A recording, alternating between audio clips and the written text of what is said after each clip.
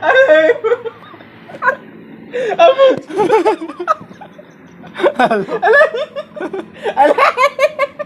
Apa? Alah begitu.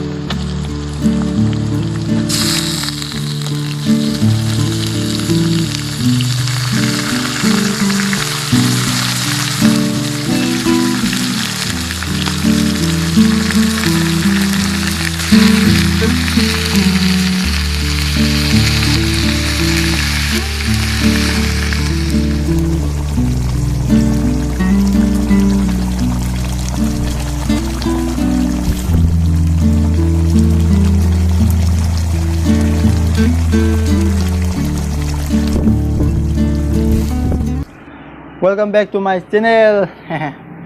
Ngasi di kayaknya tahu ni puk mubang oya tahu ke boko ngasi je ai imanaba gai poga ngamuki video sinju sabai su ma yaw bani aduna ngasi je phajana ibani je thithar ge ai de sida pok se matum sida yam chaw ni mya aduna si khoi gi cultural gi naga gi kothong ne boko mya aduna adudi hausira wa yam nga kayaknya tahu ni ma'am हौजरगे अदुना अहमदा मिहि दं कोथरो bye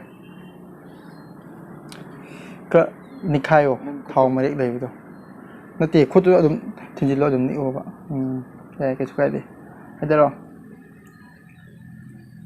सांग हेदरो दो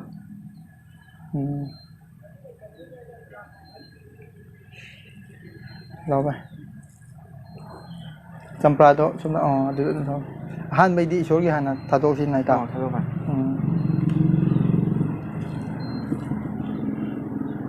थादो सासे तुम तौगा इसो सिदा लेरे इसोर गी चा कपल तौगा मा साइके थादोक चरगे म्याम अदुदी लोकल सिरो ओके म्याम लोकल चरगे Alright.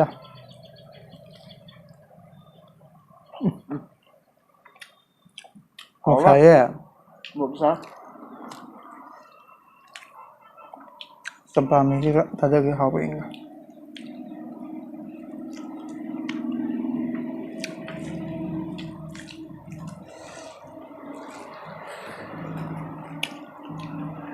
Sini balik kita.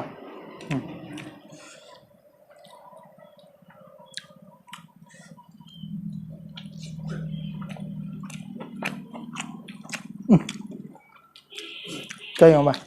Hậu nha. Nhắm, từ lâu.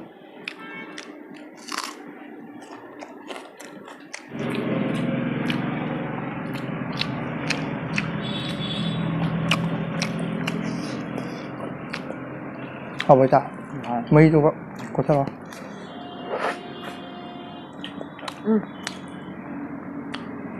Nhớ rồi, không chứ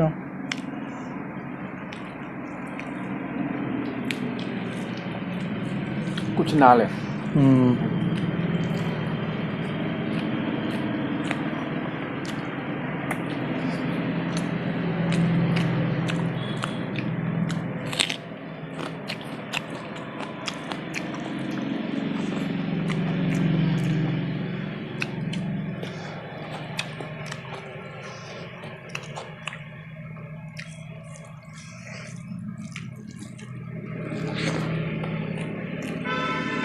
Từ từ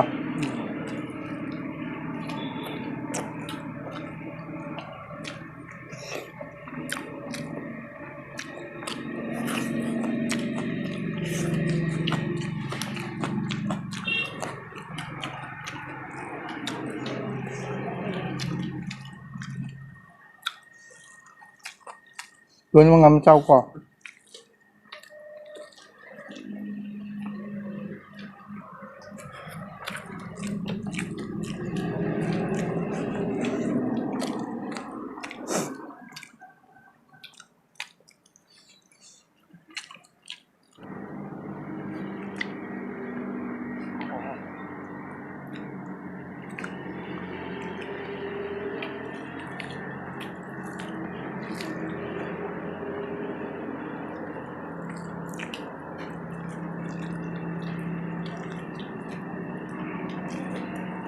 Một sạt rồi bạn. hả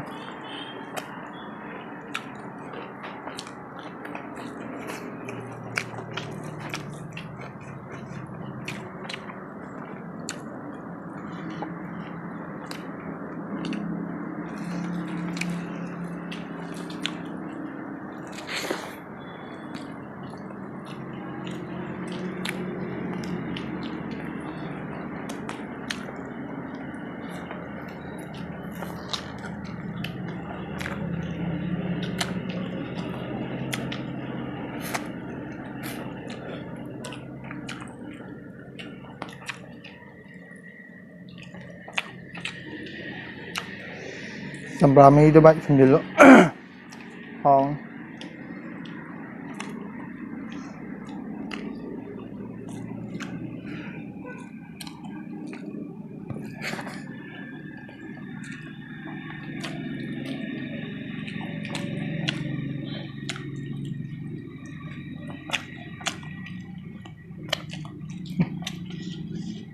Từ từ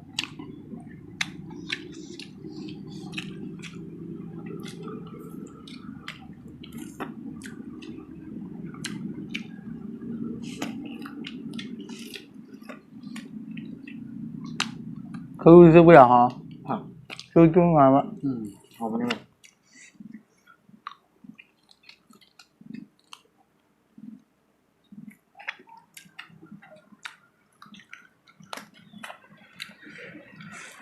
từ từ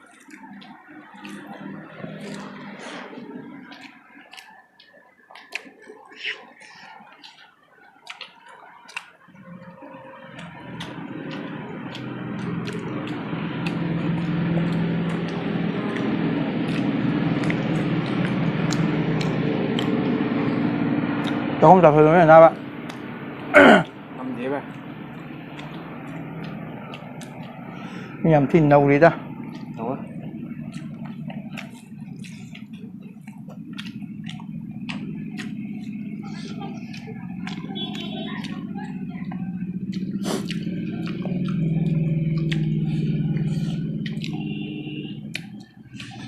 xàm nữa xài á Hả?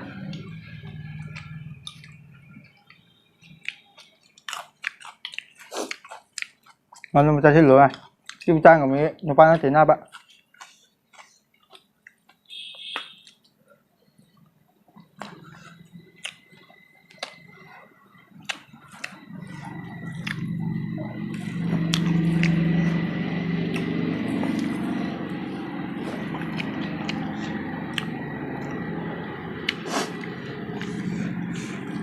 Rồi thôi giữ cái máu của lần nào nữa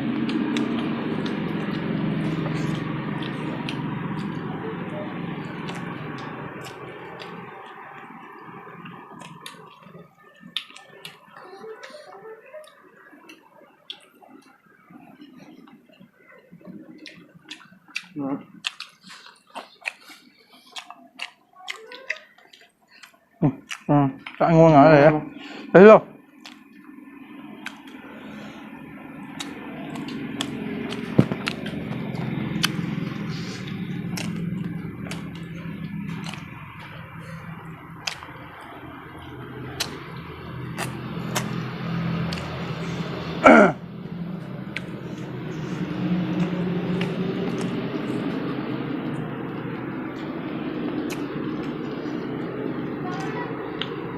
không mau xin lấy nào bây giờ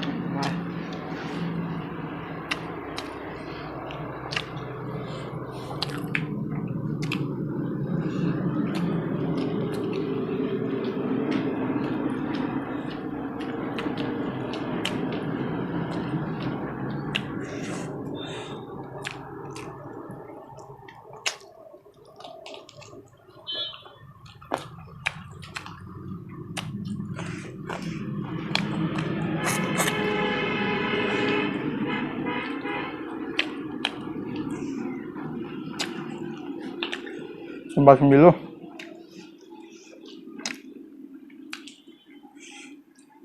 Chào về bạn. Ngang được bánh ngoài. Rồi anh xem này. Chào để dùng chào bạn. Kìa.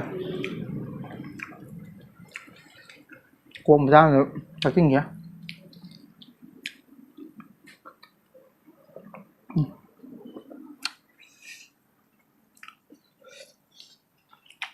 Cái này ra cái gì mà đấy ta.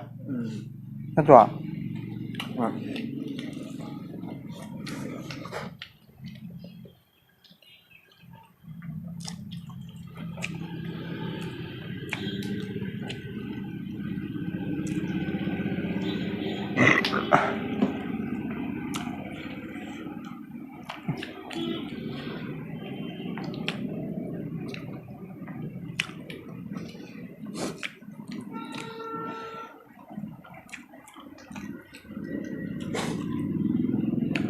Đấy rồi ta kìa. Đấy rồi ạ. Ba bộ.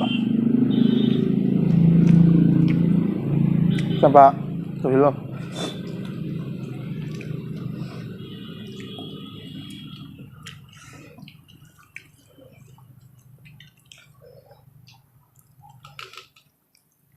Bani ya.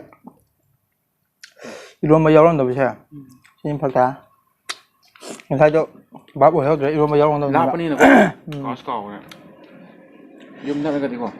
Lalu nak mau tahu apa?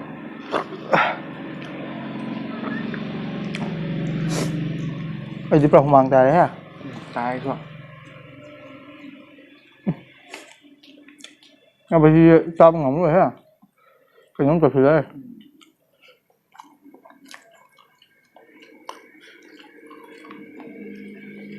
Ngomong macam ni dah.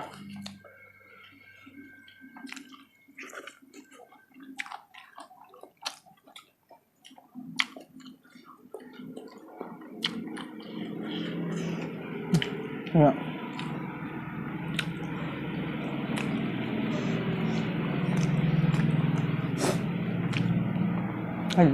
Món tí tả đây ba.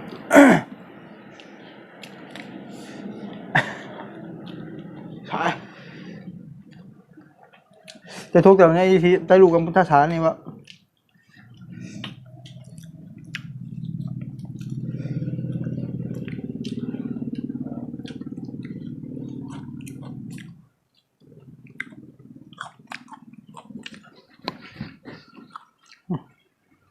Seru tu sih pun ngoài nè bạn.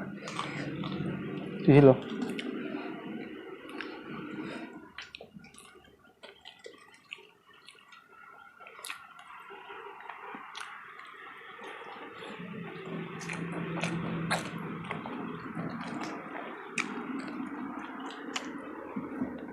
Ngâm đấy.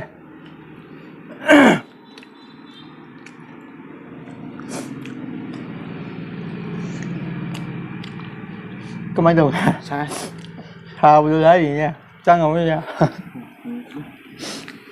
Lừa này phải sao xin. Ngâm đấy nè bạn. Ngâm thì phải giảm hay sai kìa. Dùng giảm rồi. Tao chi sao ngâm cái rõ.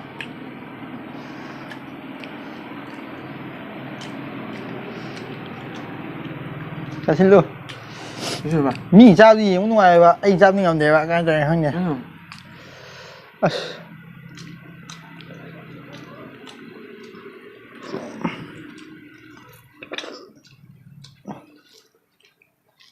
Thì chẳng ngầm rồi mà chụp xuống cho cái nếu mà tổ thì bạn lại bắt cái chương trình cũng tổ thì bạn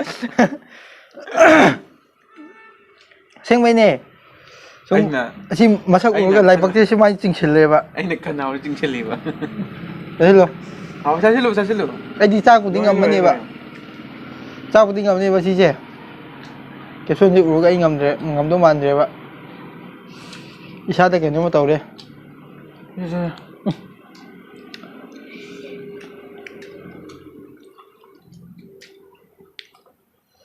ngâm đồ vô xin lý cái máy tuổi nữa nhỉ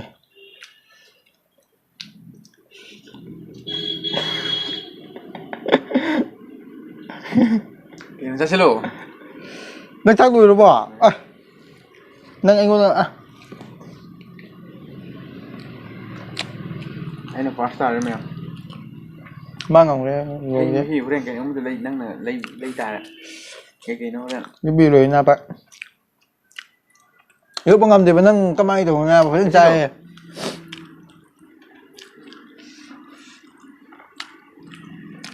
À xin lỗi.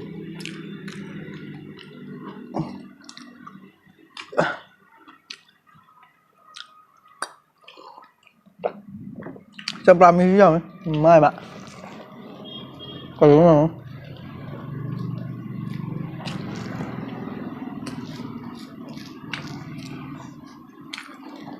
Có những người ngon thứ ba. Không rồi. Khi có những người ngon thứ ba. Ngồi được. Huy làm cái đó. Được pizza rồi mà. Cái mày tôi đây. Rồi, cái nó ôi giời. Huy job rồi. Tôi cái gì nào? Cái gì? Rồi. Ngứa. Không. Ai cũng ngâm mấy vậy? Cảm ơn này. Ai ơi những người cái từ này là tôi. Ủa? Cái đó.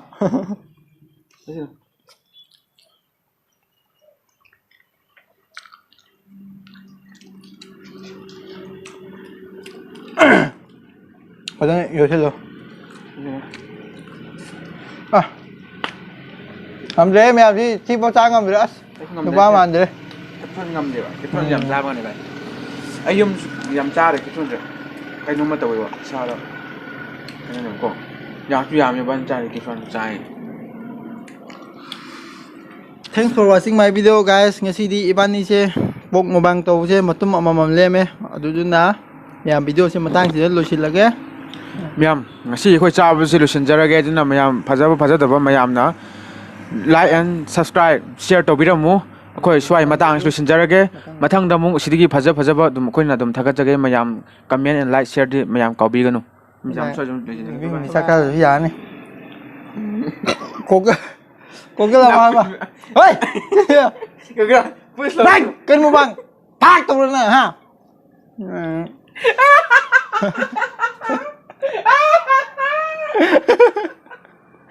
Ơi. To rồi, nang to rồi. Ai chơi chứ? Đi đùng. Sao bang ngầm đâu to. Đùng kể hai ta đi. Vậy là thấy nào cả rồi. Gak tahu ni. Aduh Miam, thanks for watching my video. nang jara mo ni si boy amig di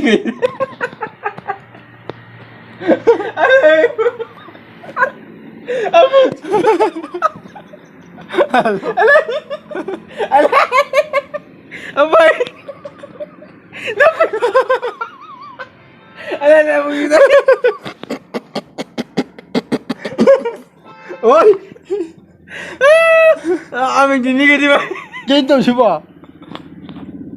Thế, hầu gì? Hầu gì? Ai cấm lý tập. Thanks for watching my video, guys. Ngasi di aigi itaw ga ibani pok mo bang to buse masu matum ama leme aisu matum ama leme aduduna miam video se kiri ko manungai bibo ordi like and share subscribe to biramo. Ai để sai sao last ai last tuần. Ai để sai sao mình là ngay từ ta được bạn. Ba post se. Ada. Thanks for watching my video, guys. Ngasi di aduduna imanaba bike kanak Thanks for watching my video, guys. Ngasi di ibani se pok mo bang to buse ibani loin mo pudi chare matum amamam leme aduduna bai nang khaning ba lo. Ma'am, asi hoi chabul khoi loi re aduna ma'am khoi chai se ba le ta Hai. ai được cái số Bị thay cái. Ông ta luôn. Ông ta luôn 사진 잠깐 나오. 근데 내가 가 무슨 안 했는데. 어.